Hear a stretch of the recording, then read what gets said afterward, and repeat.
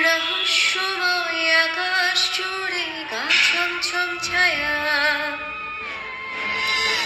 একটু আলো একটু আধার, অপূর্ব এক মায়া।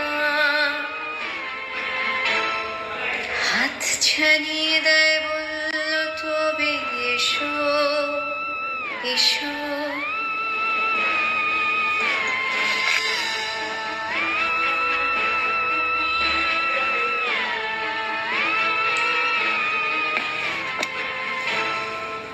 হ্যালো সবাইকে, ফেয়ারি টেলে গল্প শুনতে সবাইকে ওয়েলকাম।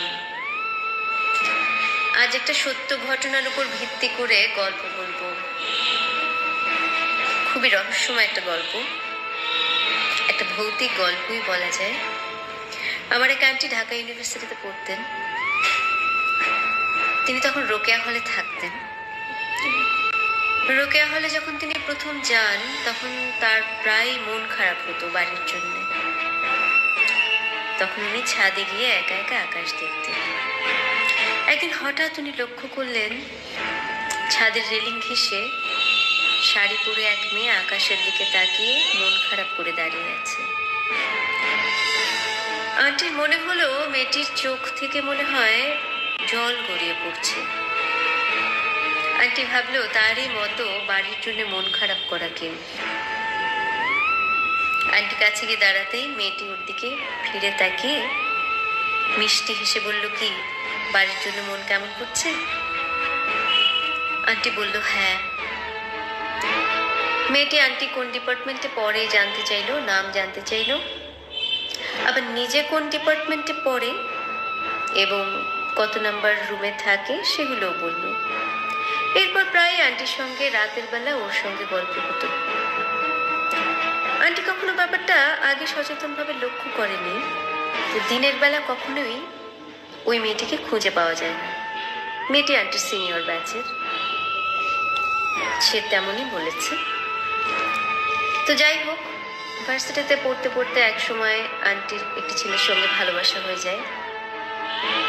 এক পর্যায়ে আন্টির মনে হতে থাকে ছেলেটি হয়তো বা ততটা অনেস্ট নয়। একদিন ছেলেটির সঙ্গে আন্টির একটি ছোট্ট ঝগড়া হয়। আন্টি খুব মন খারাপ করে ছাদে গিয়ে বসে থাকে। ঠিক তখনই ওই মেয়েটি আন্টির কাছে এসে হাজির। মাথায় হাত রেখে বলল, কি ভালোবাসার মানুষের সঙ্গে ঝগড়া হয়েছে তো? কি বলেছে সে? তোমাকে খুব একটা বেশি সময় দিতে পারবে না। আন্টি খুব অবাক হয়ে গেল, কারণ দুপুরবেলা যখন আন্টির সঙ্গে তার প্রেমিকের ঝগড়া হয় সে ঠিক এই কথাটাই বলেছে, বিকেলবেলায় ঘুরতে যাওয়ার সময় সময় দিতে পারবে না। ওই মেয়েটি বলল, শোনো, তোমাকে আমি একটি কথা বলি, তুমি যাকে ভালোবাসো সে তোমাকে ঠকাচ্ছে। ওই ছেলেটি ইডেন গার্লস কলেজের আরেকটি মেয়ের সঙ্গে সম্পর্কে আছে। আন্টি খুব অবাক হয়ে গেল, বলল, আপু তুমি কি করে জানলে? আন্টিকে ওই মেয়েটি বলল, হ্যাঁ আমি জানি, আমি তোমাকে দূর থেকে দেখেছিলাম ওর সঙ্গে, আমি ফলো করেছি।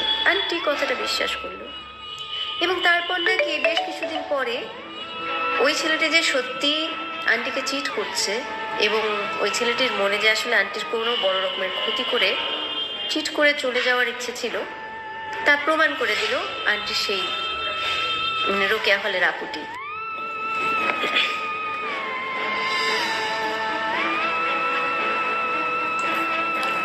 বলতে গেলে ইডেন কলেজের সেই মেয়েটির সঙ্গে যখন আন্টির সে প্রাক্তন প্রেমিক ঘুরতে গিয়েছিল তখন মোটামুটি হাতে নাতে ধরা পড়িয়ে দিল আন্টির কাছে আন্টির সেই বান্ধবী।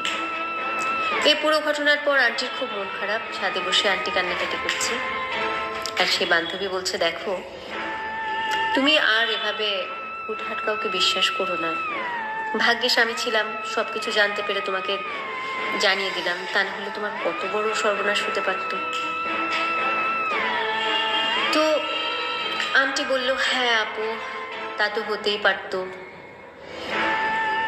কিন্তু জানি না কি হতো।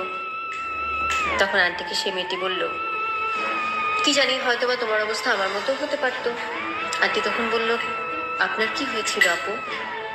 তখন ওই মেয়েটি বলল, আমিও তোমার মতো একজনকে ভালোবেসেছিলাম, কিন্তু তার দুষ্টুমিটা ধরিয়ে দেওয়ার জন্য তো আমার কাছে কেউ ছিল না।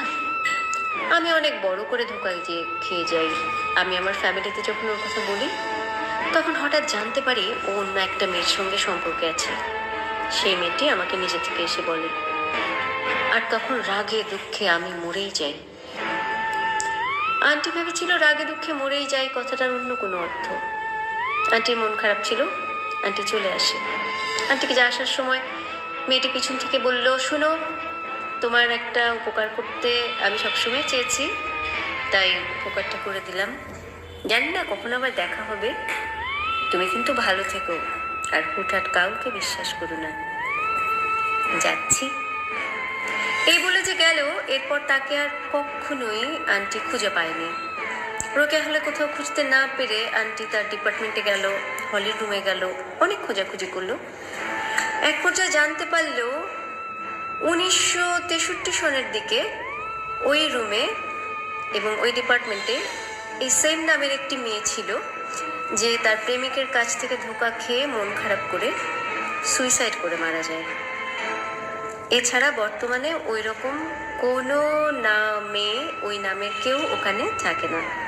আন্টি খুবই অবাক হয়ে গেল।